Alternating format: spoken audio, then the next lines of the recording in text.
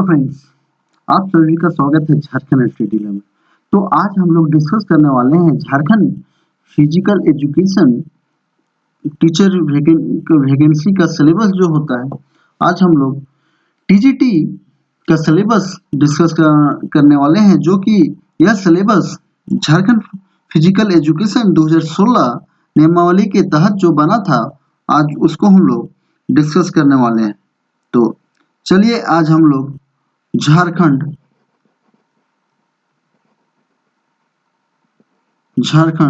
Physical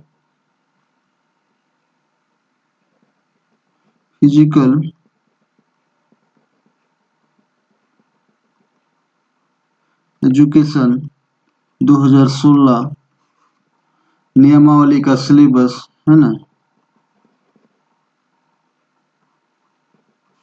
syllabus जानने का प्रयास करते हैं।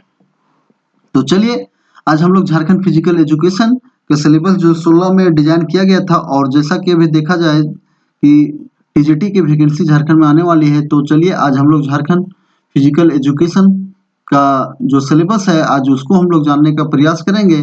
और इस कड़ी में चलिए आज हम लोग जो पढ़ना है ना, पहला जो पार्ट है आपका फिजिकल एजुकेशन का जो पढ़ना है वो आज हम लोग डिस्कस करना चाहेंगे। चलिए दोस्तों, आप लोग को सबसे बढ़िया है, अगर सिलेबस को जानना है तो इंग्लिश में ही आपको पढ़ने से ज़्यादा बेटर रहता है, लेकिन कुछ स्टूडेंट का डिमांड है कि सिलेबस को हिंदी में बताने का प्रयास किया जाए। तो चलिए आज इस कड़ी में आप लोग को लिए हम सिलेबस को हिंदी में डिजाइन किए हैं और हिंदी में डिस्कस करते हैं। तो physical health education, physical education theory part 1 जो है ना, ये पार्ट 1 है आपका। Concept of physical education, meaning आपको फिजिकल एजुकेशन का मीनिंग पढ़ना है, फिजिकल एजुकेशन का एम पढ़ना है कि उसका उद्देश्य क्या है, ऑब्जेक्टिव पढ़ना है। Modern concept of scope, physical education में आधुनिक युग में इसका स्कोप क्या है उसको पढ़ना है। फिजिकल एजुकेशन का इम्पोर्टेंट क्यों क्या है, उसका नीड क्या है, जो आवश्यकता क्या है उसको पढ़ना है। फिजिकल एजुकेशन का प्लेस पढ़ना है, फिजिकल एजुकेशन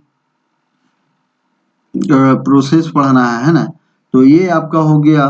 चलिए अब हम लोग इसका हिंदी में आपको बता देते हैं कि बहुत फ्रेंड लोग बोला है कि हिंदी में इसका सिलेबस डिस्कस करिए। तो चलिए अब इंग्लिश में तो हम डिस्कस कर दिए हैं, अब हिंदी को भी डिस्कस करते हैं, है ना। तो ये आपका हिंदी में, चलिए अब आपको जो है कि डिस्कस करते हैं। सॉरी फ्रेंड, तो अगर देखा जाए तो चलिए अब जो आपको अगर देखा जाए तो फिजिकल एजुकेशन है ना, फिजिकल एजुकेशन में शारीरिक शिक्षा एवं स्वास्थ्य शिक्षा को जानने का प्रयास करते हैं। तो इसका जो है पार्ट 1 में है, पार्ट 1 है ना, पहला पार्ट 1 में जो पढ़ना है शारीरिक शिक्षा के सिद्धांत पढ़ना है। क्या पढ़ना है? शारीरिक शिक्षा के सिद्धांत को पढ़ना है। भाग ए में आपको जो पढ़ना है शारीरिक शिक्षा का सिद्धांत पढ़ना है। तो चलिए भाग ए का सब टाइटल का पहला रूप है, पहला जो पढ़ना है वो क्या है? शारीरिक शिक्षा की अवधारणा को पढ़ना है। हमको क्या पढ़ना है? शारीरिक शिक्षा की अवधारणा पढ़ना है। तो चलिए शारीरिक शिक्षा की अवधारणा में हमें क्या क्या पढ़ना है उसको डिस्कस करते हैं। शारीरिक शिक्षा का अर्थ पढ़ना है ना, शारीरिक शिक्षा का अर्थ पढ़ना है। इस शारीरिक शिक्षा की परिभाषा को पढ़ना है, उसका उद्देश्य क्या है, उसका लक्ष्य क्या है, लक्ष्य और उद्देश्य दोनों पढ़ना है। शारीरिक शिक्षा की आधुनिक अवधारणा, शारीरिक शिक्षा की आधुनिक वर्तमान समय में क्या इसकी अवधारणा है उसको पढ़ना है।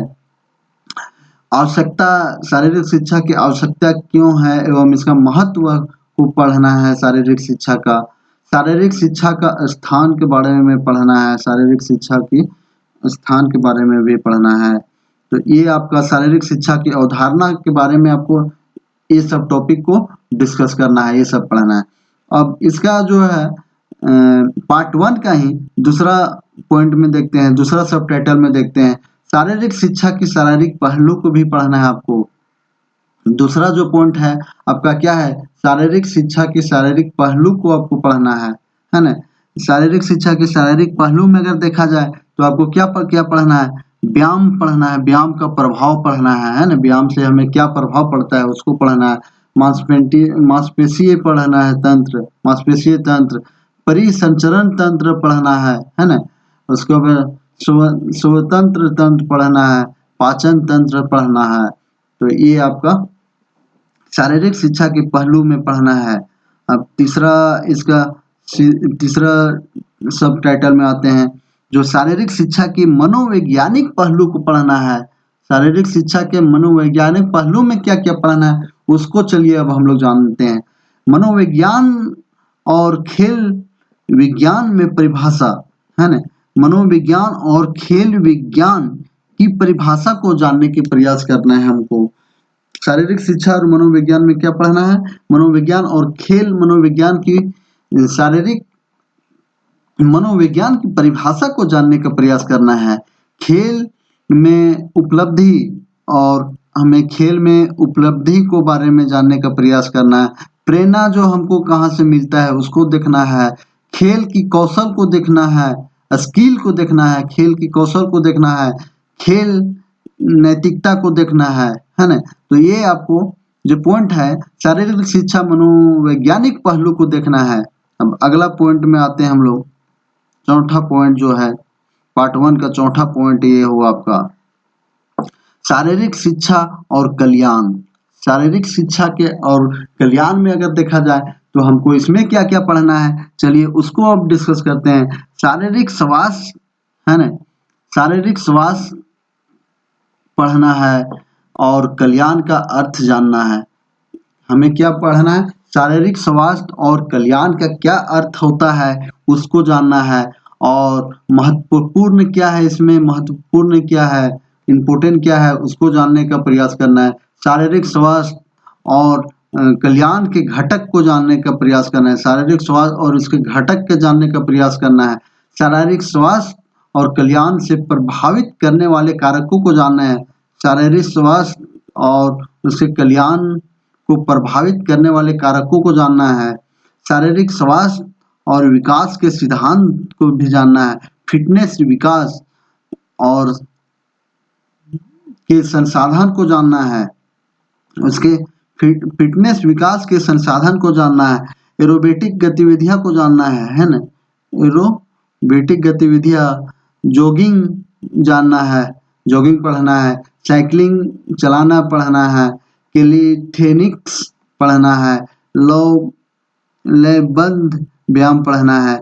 खेल खिलाड़ी की भागीदारी, परिपथ प्रतिक्षण को जानना है, मतलब आपका ट्रैक एंड फील्ड को भी जानना है। तो ये आपका रहा शारीरिक स्वास्थ्य में कल्याण में जो जो पढ़ना है वो। तो चलिए अब अगला जो है सब टाइटल है आपका पांचवा जो है पार्ट 1 का पांचवा, प्रतिक्षण के तरीके। प्रतिक्षण में हमें किस प्रकार की तरीके को अपनाना चाहिए उसको जानने का प्रयास करते हैं। प्रतिक्षण का अर्थ क्या होता है, सबसे पहले तो हमको जानना है उसको। अवधारणा इसका क्या होता है उसको जानना है। वाम जानना है, अप जानना है, वाम अप, लिविंग डाउन, और उसका महत्व जानना है, इसका महत्व को जानना है। प्रतिक्षण के तरीके को जानना है। शारीरिक शक्ति विकास के तरीके, आइसोमेटिक और आइसोनेटिक व्यायाम को जानना है। सहन शक्ति और विकास के तरीके, निरंतर विधि को जानना है। अंतराल प्रतिक्षण, पाठलेख गति विकास के तरीके, एक्सीलरेशन, रन और गति दौड़ की गति को भी जानना है। तो ये आपका हुआ पार्ट 1 का पांचवा भाग। अब आते हैं शारीरिक शिक्षा, शारीरिक शिक्षा के समाजशास्त्रीय पहलू है ना। और इसमें अगर देखा जाए तो पार्ट 1 का 6 भाग जो है ना, 6 भाग में आपको पढ़ना है शारीरिक शिक्षा के सामाजिक पहलू को।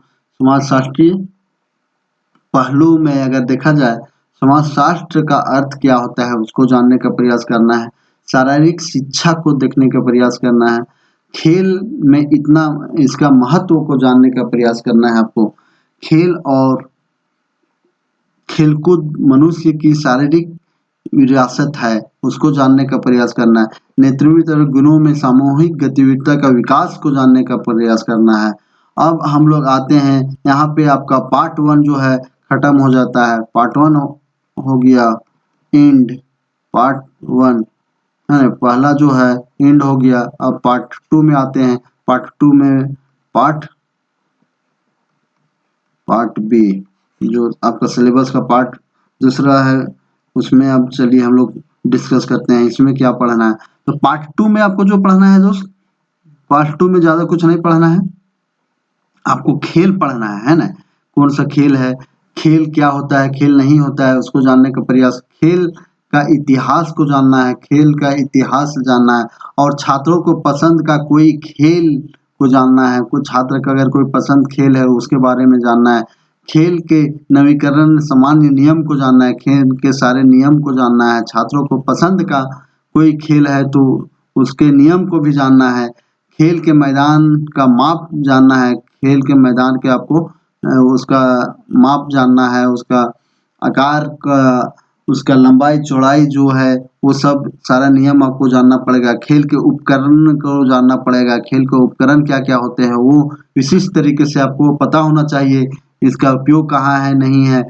खेल में मौलिक कौशल को जानना है, खेल के मौलिक कौशल को जानना है, खेल से संबंधित खेल शब्दावली को जानना है, खेल से संबंधित शब्दावली को जानना है, महत्वपूर्ण टूर्नामेंट को जानना है आपको और खेल हस्तियां और खेल पुरस्कार को भी जानना है। खेल पुरस्कार में आपको आ जाएगा बहुत सारा जो पुरस्कार वितरण किया जाता है उस पर भी आपको ध्यान देने की आवश्यकता है, पुरस्कार को भी जानना है। और अब हम लोग आते हैं पार्ट सी, है ना। पार्ट सी जो सिलेबस आपको हम बोले थे 3 पार्ट में डिजाइन किया गया है, तो इसका पार्ट ए और बी हम लोग देख लिए, तो पार्ट सी अब हम लोग देखने का प्रयास करते हैं। पार्ट सी में आपका क्या है दोस्त, स्वास्थ्य शिक्षा है ना। तो पार्ट सी में अगर देखा जाए तो स्वास्थ्य शिक्षा को पढ़ना है। स्वास्थ्य शिक्षा में अब देखिए स्वास्थ्य शिक्षा में हम लोग को क्या क्या पढ़ना है उसको डिस्कस करते हैं। स्वास्थ्य शिक्षा की अवधारणा हमको पढ़ना है, क्या है इसमें, स्वास्थ्य शिक्षा की अवधारणा को पढ़ना है, स्वास्थ्य शिक्षा का उद्देश्य क्या है उसको पढ़ना है, स्वास्थ्य शिक्षा का महत्व क्या है उसको पढ़ना है, स्वास्थ्य शिक्षा के सिद्धांत को पढ़ना है, इसका प्रिंसिपल सिद्धांत को पढ़ना है ना। इसका व्यक्ति को पढ़ना है, स्वास्थ्य शिक्षा के व्यक्ति के परिवार और समुदाय को भी पढ़ना है ना। कल्याण के लिए सामुदायिक भागीदारी को महत्व को पढ़ना है। इसका जो अगला सब टाइटल है पार्ट सी का संचारी रोग, है ना।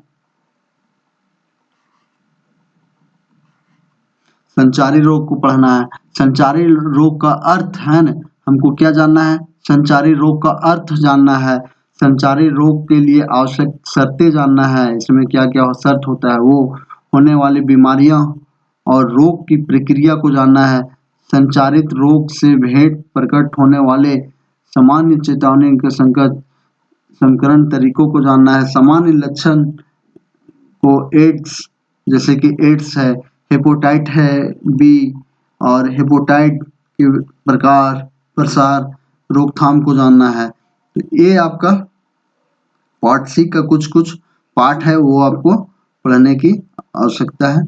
अब अगला इसका सी में आते हैं समसामयिक समस्या जो है उसको जानने का प्रयास करना है। तंबाकू शराब, है ना, शराब और नशीले दवाइयों का दुरुपयोग और व्यक्ति परिवार सामुदायिक दुरुपयोग से प्रभाव खिलाड़ियों पर शराब और तंबाकू और नशीले दवाइयों का प्रयोग का प्रभाव जानना है। अगर कोई खिलाड़ी तंबाकू का सेवन का, शराब का सेवन, जहरीली दवाइयों का जैसे नशीली दवाइयों का, ड्रग्स जैसे बहुत सारे खिलाड़ी का प्रयोग करते हैं तो उसका प्रभाव क्या होता है उसको जानने का प्रयास करना है। खाने की आदतें और मोटापे के कारण बनती है, इसको जानना है। व्यक्ति की स्वास्थ्य का प्रभाव को जानना है। अब अगला जो पार्ट है वो स्वस्थ जीवन पे जाना है। पर्यावरण की अवधारणा है ना, पर्यावरण की अवधारणा, पर्यावरण का दायरा क्या है उसको जानना है। रहने का वातावरण को आपको जानना है। कार्यस्थल में का वातावरण में आपको कैसे रहना चाहिए, नहीं रहना चाहिए, उसको जानने का प्रयास करना है।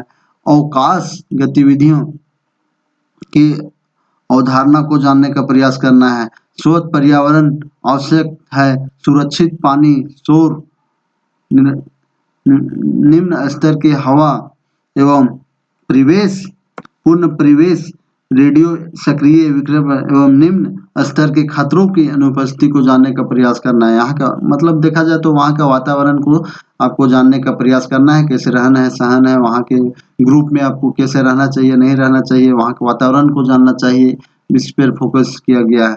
अब यहाँ पे दिया गया है ग्रामीण और शहरी क्षेत्र में, घर में, पड़ोस में, है ना, कैसे रहा जाता है उसको जानना है। स्कूल के कार्यस्थल को जानने का प्रयास करना है। फुर्सत के समय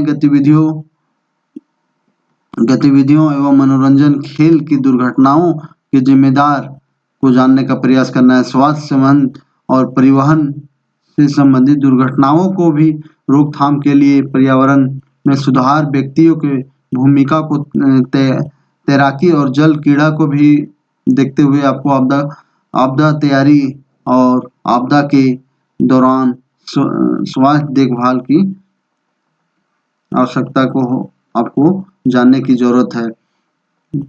पारिवारिक स्वास्थ्य अब हम लोग को पढ़ना है। अगला टॉपिक क्या है, पारिवारिक स्वास्थ्य में अगर देखा जाए पारिवारिक स्वास्थ्य का अर्थ क्या होता है उसको जानना है, इसका कार्य क्या होता है उसको जानना है। एक सामाजिक संस्था के रूप में इसका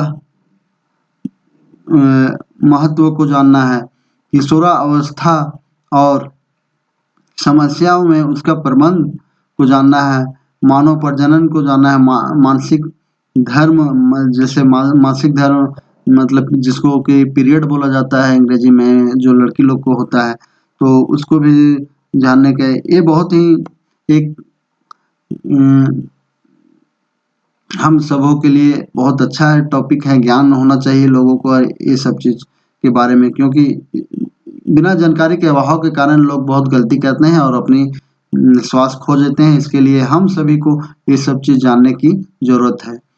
गर्भाधारण की ये सब देखभाल, विवाह, पूर्ण यौन, है ना, यौन संबंध ज्ञान भी होना चाहिए। और किशोरा गर्भावस्था से जुड़ी समस्या, विवाह की तैयारी, माता पिता की भूमिका, बच्चे को देखभाल में होना चाहिए। ये बहुत इंपॉर्टेंट चीज़ है दोस्त। हम सभी के लिए ये कर्तव्य है कि एक सही नागरिक और जिम्मेदार नागरिक बनने के लिए हम इस विषयों की अपनी जानकारी रखें और अपना देश को आगे ले जाने में विशेष सहयोग दें। और लास्ट में है दोस्त आपका पार्ट सी का लास्ट जो है, सामान्य खेल में चोटों के रोकथाम में प्राथमिक उपचार। अगर आपको किसी प्रकार की खेलने के दौरान चोट लग जाती है तो उसका हमें कुछ जानकारी होना चाहिए, उसका उपचार के लिए क्या क्या लगाना चाहिए उस बारे में हमको आपको जानकारी कुछ रखनी चाहिए। तो चलिए, नरम उत्तक चोटें, है ना, नरम क्या होता है, उत्तक चोटें मोच हो जाता है तो उस समय हमको क्या, खिंचाव में क्या होना चाहिए, हड्डी की चोटें और संयुक्त चोटें, ये सब हम लोगों को जानने की प्रयास करना चाहिए और प्रयास करना चाहिए। इस तरह से आप लोग का सिलेबस फिजिकल एजुकेशन जो है ना, ये आपका फिजिकल एजुकेशन 2016 का सिलेबस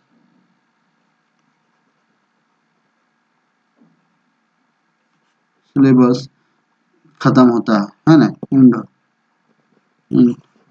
तो चलो दोस्तों, आप सभी को बहुत बहुत धन्यवाद और आशा करता हूं कि आप लोग को अगर वीडियो हेल्पफुल लगे और अच्छा लगे तो आप लोग चैनल को शेयर करें, सब्सक्राइब करें और लाइक करें। धन्यवाद।